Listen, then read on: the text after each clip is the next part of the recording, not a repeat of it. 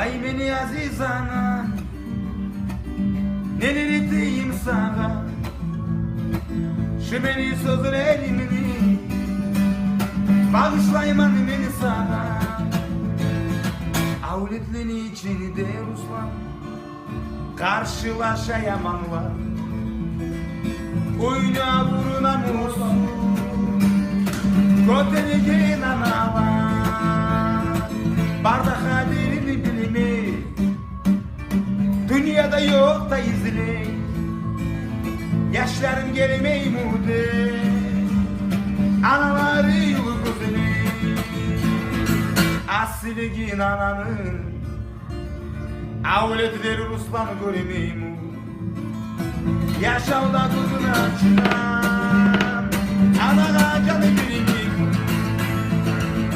Asiligin ananın avletleri göremeyim. Yaşavda kuzuna çıkan anağa canı birimim. Hey ayağı analar sırtlı halal değil. Sizi bir davunu bağlardan geçir. Hey ayağı analar sırtlı halal değil. Bize göre olmağı bağlardan geçir. Yaşa Nuri, yaşa.